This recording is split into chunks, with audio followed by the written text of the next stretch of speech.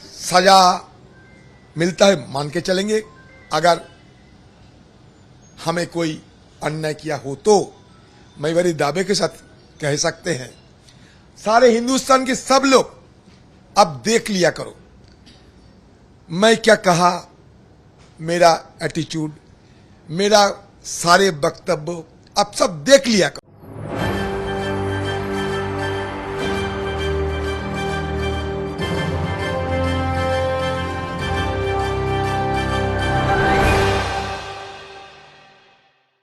नमस्कार, ESPN 9 news में आपका स्वागत है।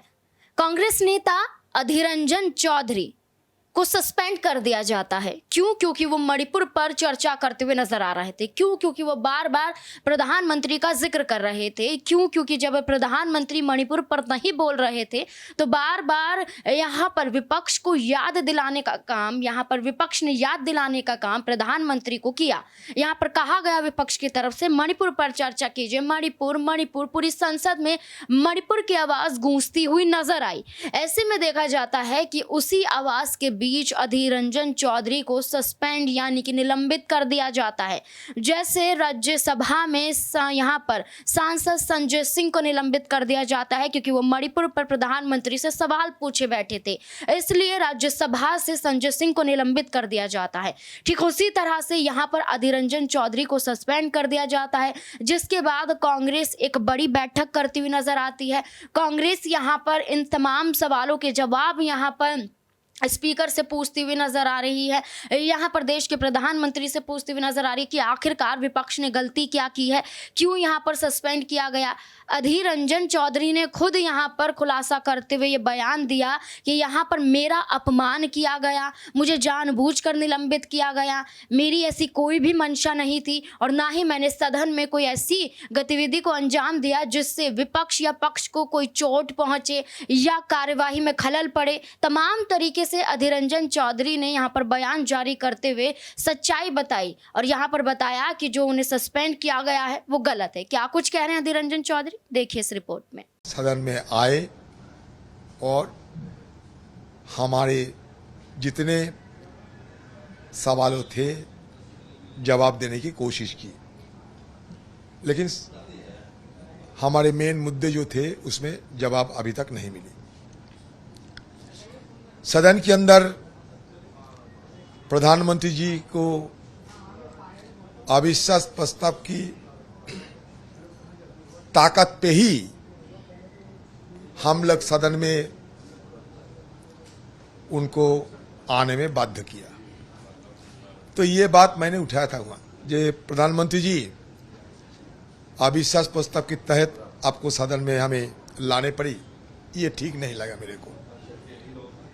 फिर मैं दो बात किए, गलतफहमी होने से मैं क्या कर सकते हैं, मेरे बात को अगर सही ढंग से ना सुना जाए और उनकी व्याख्या ठीक ढंग से ना किया जाए तो इसमें मेरा कोई कसूर, कोई दोष नहीं हो सकता। मैंने दो बातें कही। एक तो कहा कि राजा जब अंधा होते हैं, मान लीजिए अंधे धृतराष्ट्र, तब द्रौपदी को वस्त्रहरण होते हैं हस्तिनापुर में। राजा जब भी अंधे रहते, द्रौपदियों को वस्त्रहरण होना तय होते हैं, जैसे कि हस्तिनापुर में हुई थी, आज मणिपुर में हो रहे हैं। इसका मतलब मैं किसी व्यक्तिगत रूप से हमारे देश के प्रधानमंत्री के अपमान करने के लिए नहीं किया, मैं उदाहरण नजीर की तौर पे, जैसे कि हम लोग कहते हैं कि मणिपुर में आग लगे हैं और सम्राट नीरव बांसुरी बजा रहे हैं, इसका मतलब ये नहीं कि प्रधानमंत्री की अपमान कर रहे हैं। एक नजीर की तरह, एक उदाहरण की तरह, एक मेटाफोरिकली ये कही जाता। यही हमारा भाषा की एक तरीका है। दूसरी बात मैंने ये कहा कि मोदी जी आसमान में चांद और नीचे कान्हा फॉरेस्ट की चीता बाघ, हर चीज में आप बोलते रहते। बहुत दिन पहले हिंदुस्तान को लूट के नीरव मोदी चले गए देश की बाहर, देश की खजाना लूट के मजे से जिंदगी गुजर रहे हैं। आज मुझे लगता है कि नए सिरे से आपके अंदर और एक नीरव मोदी पैदा हो चुके हैं। मतलब क्या? मतलब मणिपुर के मुद्दे पे आप नीरव बैठे हैं, चुप्पी साधे हुए हैं, मिस्टर साइलेंट बन गए हैं।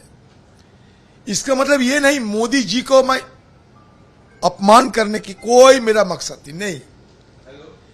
फिर मैं कहता हूं नीरव मतलब होता है साइलेंट।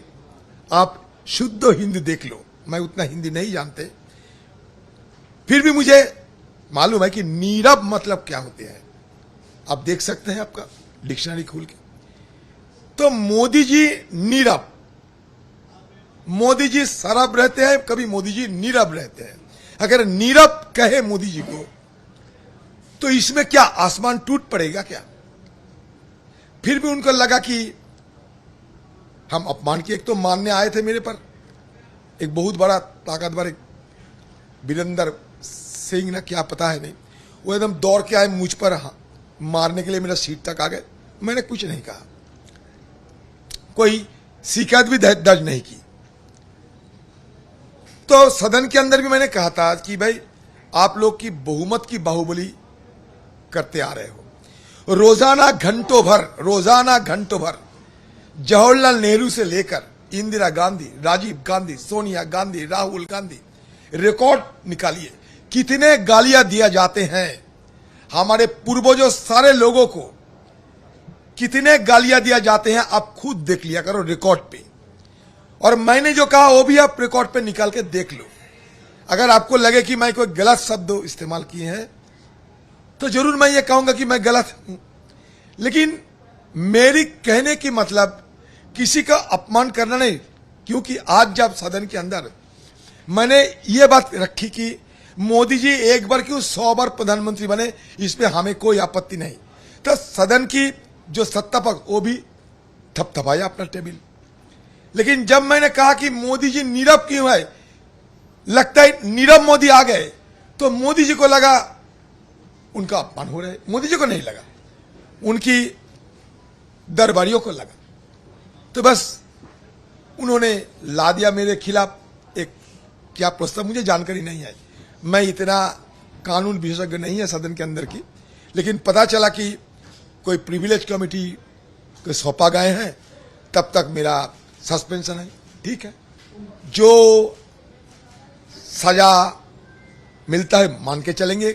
अगर हमें कोई अन्याय किया हो तो मैं बड़े दावे के साथ कह सकते हैं, सारे हिंदुस्तान के सब लोग अब देख लिया करो मैं क्या कहा, मेरा एटीट्यूड, मेरा सारे वक्तव्य अब सब देख लिया करो। जिस तरीके से अधीर रंजन चौधरी को आपने सुना, उसके बाद एक ही सवाल बनता हुआ नजर आता है कि संजय सिंह ने मणिपुर पर आवाज उठाई, सस्पेंड कर दिया गया। अधीर रंजन चौधरी ने आवाज उठाई, सस्पेंड कर दिया गया। आगे क्या जाकर यहाँ पर कांग्रेस के तमाम ऐसे ही नेता सांसदों को निलंबित कर दिया जाएगा, और विपक्ष ही अगर संसद में मौजूद नहीं रहेगा तो आखिरकार कार्यवाही कैसे चलेगी? क्या ये एक साजिश के तहत हुआ है? क्या लगता है आपको? कमेंट बॉक्स में जरूर बताएं। धन्यवाद।